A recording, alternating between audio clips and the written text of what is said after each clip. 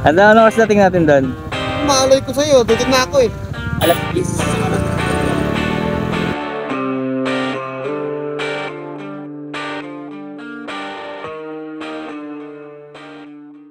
Good morning.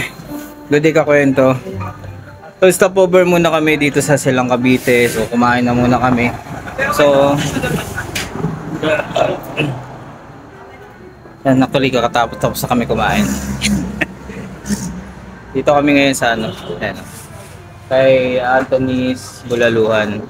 Part na raw ng Silang Cavite to. So doon sa mga kakain, sa mga mag-stopover, try nyo mag-stop dito kasi meron din silang parking dito. Yan. Yung kakwento, so Batangas yung target namin ngayon. Hindi pa lang namin sure kung sa Lobo Batangas o doon sa Loklok Batangas yung una namin pupuntahan.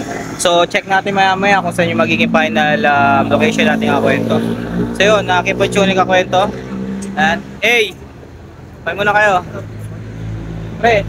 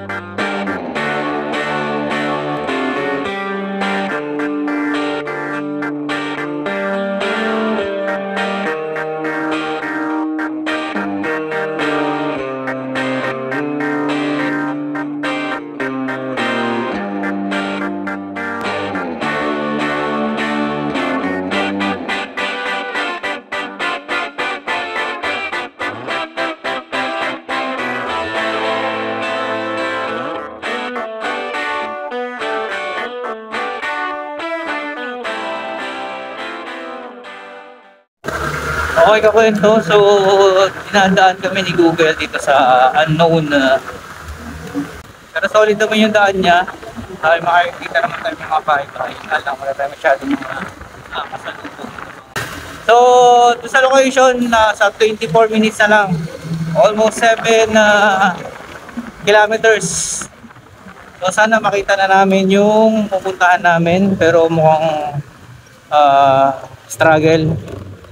Kasi medyo may mga spotted na road na tulad niyan. Yan, mga bitak-bitak. So, bagong ano to kasi kakwento, bagong lugar dito sa Batangas ang pupuntahan natin. Kaya medyo hindi tayo familiar sa mga sinita na papasukin natin.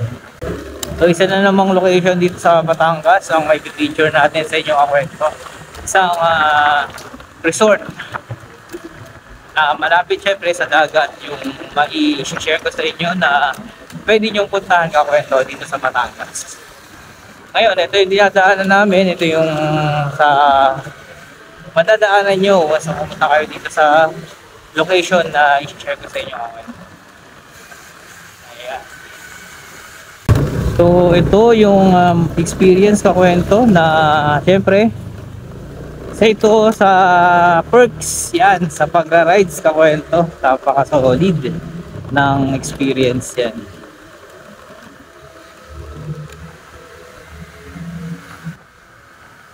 Kung hindi nyo pa napupuntahan, bibigyan kayo ng ganitong trail na nakamotor. Grabe. Kaso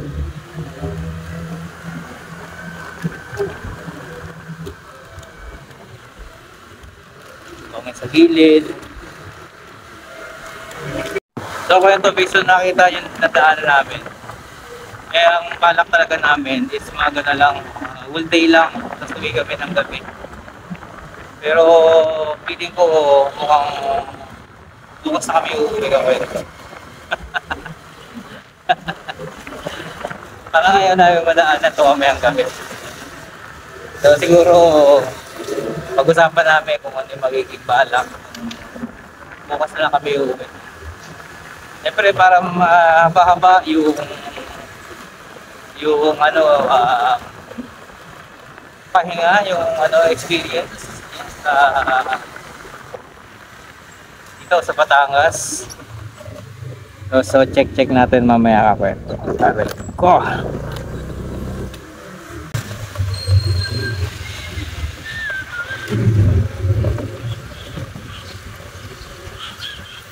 Wow. O pre, oh. Grabe. Ha? Dito. Gagawin na wala ibang daan, baliw. Dandaan lang.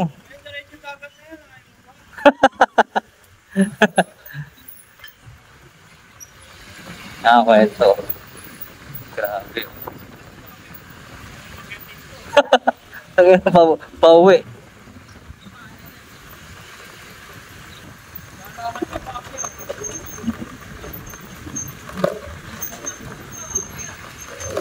Boom.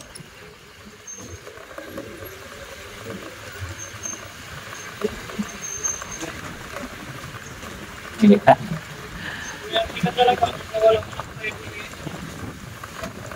Ngaw-ngaw talaga.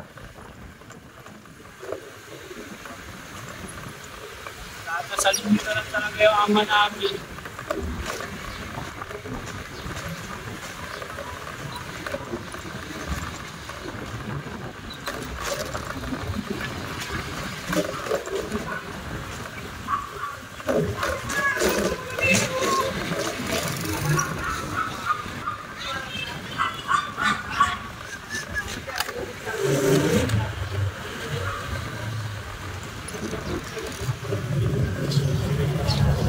Lokohin ko si Gerson, Sabi ko ito pala sa kabila. May ano, may kakain. Saan?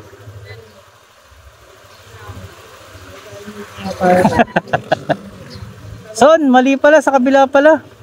Sa kabila. Idaan mo dyan.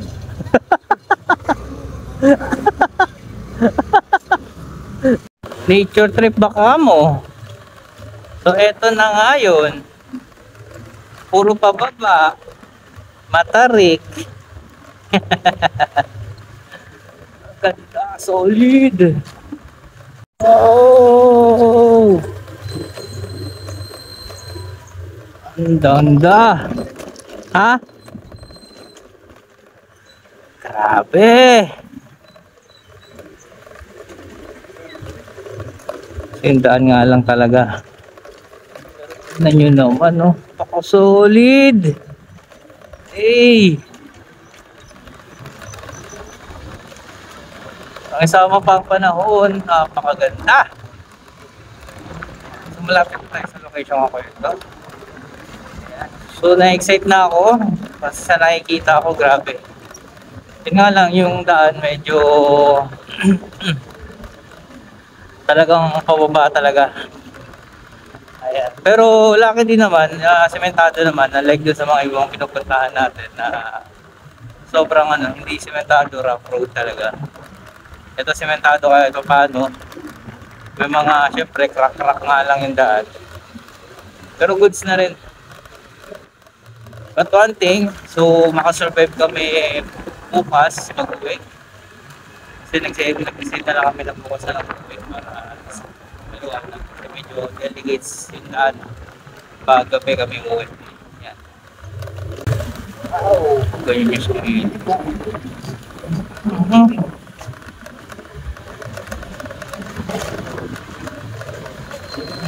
Okay, doon nata kami.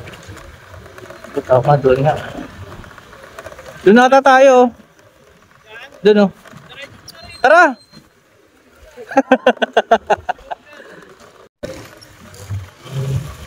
Ano pre? Ano yun? Tubig. Kung ganda nga pre. Liblo, no? Nga, dapat pumili na tayo ng pagkain. Baka mamaya wala. Hindi meron naman siguro doon. Gato kataas, wala mabibilan kahit asin. So yung kwento, so nakita nyo yung haba nung dinaan namin. So nakadaan na kami dito sa pinakabarangay ng Luklok. Ayan, tapos may court.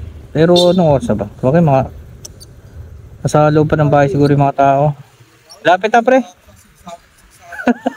Ano na? Puro bababa pa.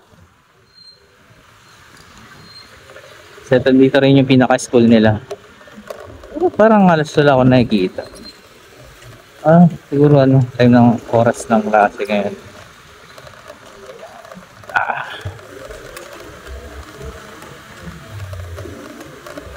At isa pa kakwento, hopefully may tindahan doon dahil wala kaming dala. Ayan. So parang biglaan kasi nangyari. Kaya medyo 6 na rin kami ng umaga nakaalis. So approximately ayan, so makakarating kami dito sa resort ng 11. Yung dagat ganda. Kakwento kulay niya talaga. Hey, good day kakwento. So yung kakwento, so nandito na kami, nakarating na kami ng location which is dito to sa Luklok, Bawan, Batangas. Kakwento. Mamaya i-shoot natin yung dagat. Yan, naririnig nyo yung pasang dagat. Medyo malakas yung alon eh. Yan, nakalocate tayo ngayon o nakareside tayo dito sa Lusoy Beach Resort. Dito sa Luklok, Bawan, Batangas kakwento. So later itatakan natin kung ano yung mga dapat yung malaman, kung ano yung may share ko sa inyo kung gusto yung just in case magpunta kayo dito. Grabe, napaka-solid kakwento. Yung preview pa lang ng video, napaka-solid. Ngayon, pahinga muna kami. So umalis kami ng Maynila ng 6, tapos nakarating kami ng 11. So pahinga muna. So si Kare, Chef Ray, kaway muna. Ayan si Chef Ray. Chef Ray, luluto muna. Tapos yung ibang kasama, papahinga muna. 3 motor kami na bumiyahe. Ayan. Matuloy itong rides na to kwento.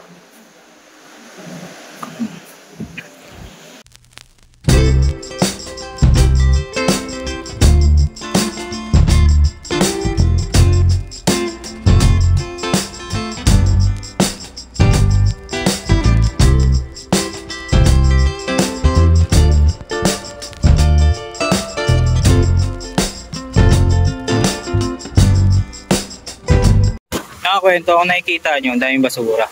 Yan. Yung mga basura na yan, galing yan dun mismo galing dun. Natatangay lang dito gawa ng habagat. Pero tingnan nyo naman, ginagawa nila pag nag-low tide na, nililinis na nila yan. Bukas ng umaga, i-check natin kung ano yung itsura nito. Kung wipe out na yung lahat ng basura. Ginagawa kasi nila dyan, pag high tide pa, hinahayaan lang muna nila kasi syempre yung tambak ng mga basura. Tapos yung mga kahoy kayo na kasi parang close shore. So lahat talaga possible, lahat ng basura dito talaga papasok. Yan, so ang ginagawa nila, yan, nililinis nila sir. Yan. Nililinis nila yung basura para at least ma-wipe out na yung mga basura. Kasi nag-low tide na kanina napakataas niyan. Taas niyan kanina. Ngayon bukas, check natin kung gaano kaganda talaga tong lugar na to. Nagkano lang kasi, since sabi nga nila sir, is habagat. So galing daw talaga yung mga basura doon sa malayo. Ayan. Tapos after nila maglinis yan, i-check naman natin. Siyempre, videoan lang rin natin.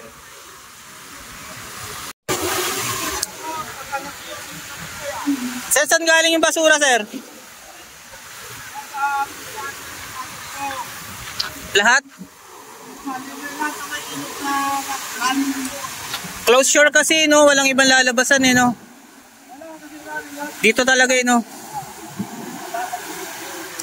Pero ako yung ting namin, grabe ang ganda ganda ng shore na to kanina.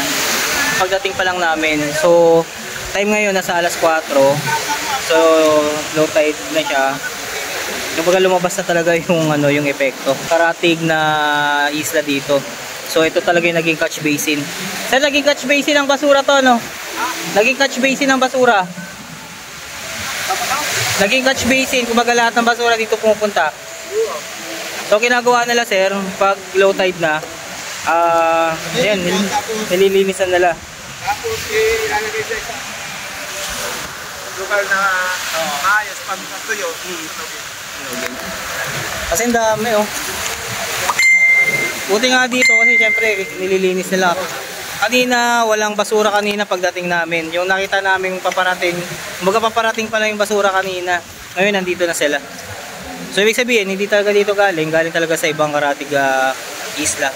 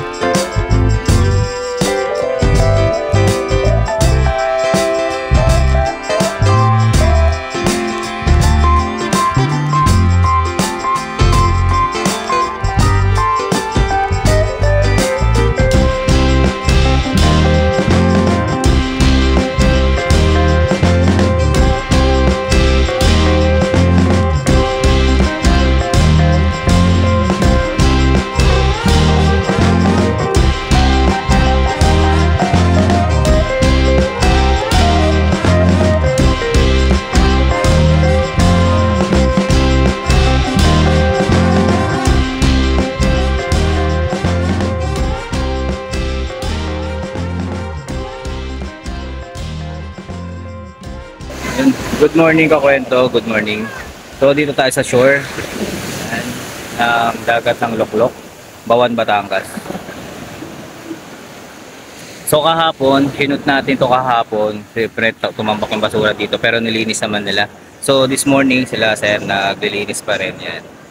Tapos medyo konti na lang talaga nawala na yung mga basura. Yung mga pachi-pachi na lang, yung mga maliliit na basura. Kasi nga ano sila dito, yung hangin kasi talaga sa kanila yung punta, so ang tendency lahat ng basura is dito papunta. Pero kung titignan mo naman talaga yung dagat, grabe, napaka crystal clear ng tubig. Ayan. Ayun. So yung kakwento, naka-reset kami dito sa Lusoy. Ayan, yan yung pinaka resort nila. Ayan, si Plato. Ayan, yung resort nila. So kakwento, dito sa Lusoy, located to Lusoy Beach Resort, located to sa Luklok, Bawan, Batangas. Ayan. So ang entrance dito is sa day tour is 100. Tapos sa overnight naman is 200. Ayan. So available din sila sa tent pitching kakwento na 300. Mayroon din sila na available mga cottages. Ayan, kung nakikita nyo sa likod ko. Ayan. Yung mga cottage nila.